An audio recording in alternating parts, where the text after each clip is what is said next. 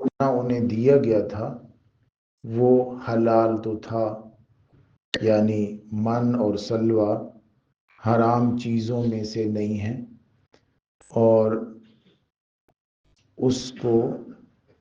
اس طرح تقسیم کیا گیا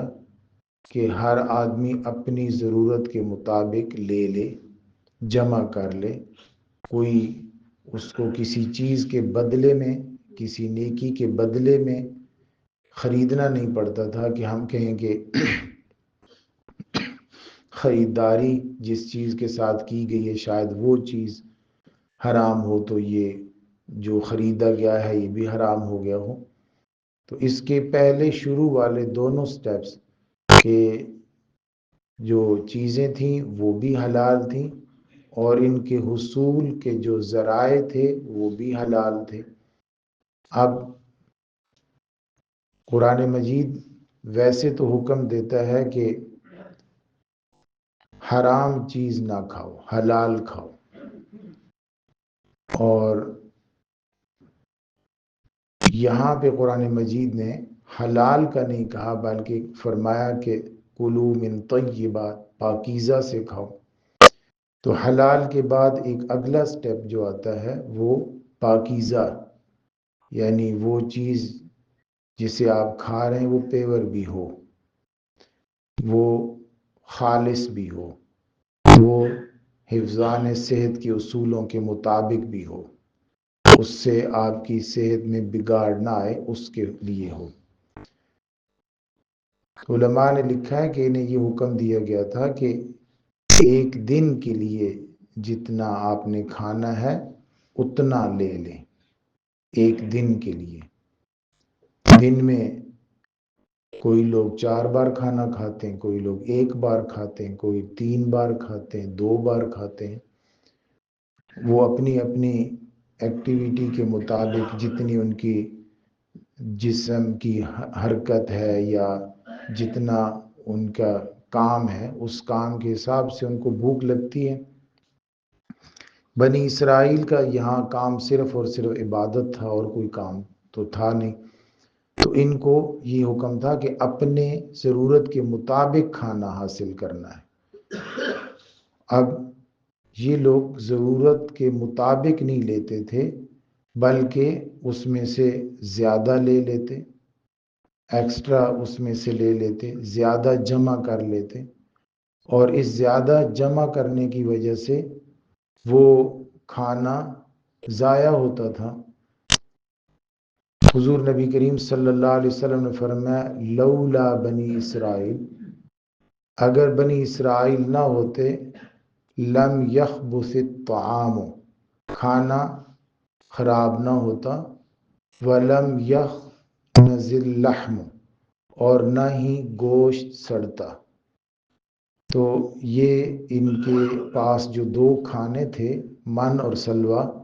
یہ اس کو ضرورت سے زیادہ لے لیتے تھے۔ تو اللہ تعالیٰ نے تو منع فرمایا تھا کہ ضرورت سے زیادہ نہ لینا، ضرورت سے زیادہ جب انہوں نے لینا شروع کر دیا تو پھر کھانے کے اندر پھپھوندی پیدا ہونا شروع ہو گئی، جو زیادہ رکھا ہوا تھا، زیادہ دیر سے رکھا ہوا تھا، یا وہ کھانا سڑنے لگ گیا، جیسے گوشت سڑنے لگ جاتا ہے۔ اللہ رب العزت نے اس کو حلال کرنے کے بعد انسان کے غلط طریقے سے حاصل کرنے یا ضرورت سے زیادہ حاصل کرنے پر یہ پروسیس کیا کہ اب جو کھانا آپ کے لیے حلال ہے، جو آپ کے لیے آپ کی صحت کے لیے ضروری ہے، اچھا ہے، اگر آپ اس کو ضرورت سے زیادہ حاصل کریں گے، جمع کریں گے، تو وہ طیب نہیں رہے گا، وہ پاکیزہ نہیں رہے گا۔ حلال تو ہے لیکن اب وہ پاکیزہ نہیں ہے، اب آپ کی صحت کو وہ خراب کر دے گا۔ کلوا من طیبات ما رزقناکم، تازہ تازہ کھاؤ اور جتنا ضرورت ہے اتنا اٹھاؤ، اس سے اوپر اگر لوگے تو وہ اب اس کا وقت ہوگا کہ 8 گھنٹے بعد 10 گھنٹے کے بعد وہ خراب ہو جائے۔ جیسے جیسے گرمی بڑھتی ہے، درجہ حرارت 28 30 سے اوپر جاتا ہے تو ایسے ایسے بیکٹیریا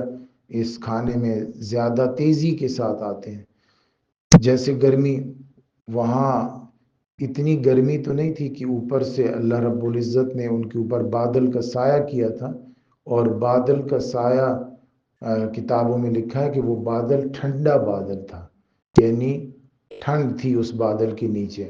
تو اتنا جلدی تو خراب نہیں ہوتا تھا، لیکن زیادہ دیر رکھنے کی وجہ سے خراب ہوتا. اور کھانا خراب ہونا شروع ہوا بنی اسرائیل کی اس حرکت کی وجہ سے کہ انہوں نے کھانے کو ذخیرہ کرنا شروع کر دیا. تو اللہ رب العزت نے بیکٹیریا پیدا فرمائے جو کھانے کے اندر پروٹین کو توڑنا شروع کر دیتے. ان کی ڈیوٹی، ان کی غذا جو ہے پروٹین کو توڑنا ہے. پروٹین کو توڑیں گے تو وہ کھانا پروٹین ٹوٹ جائے گی، اس کے اندر مختلف قسم کی امونیا گیس پیدا ہو جائے گی، اسمیل آئے گی، اور وہ کھانے والے کو اچھا نہیں لگے گا. یعنی کھانا جب ناک کے قریب آئے گا، منہ کے قریب آئے گا، تو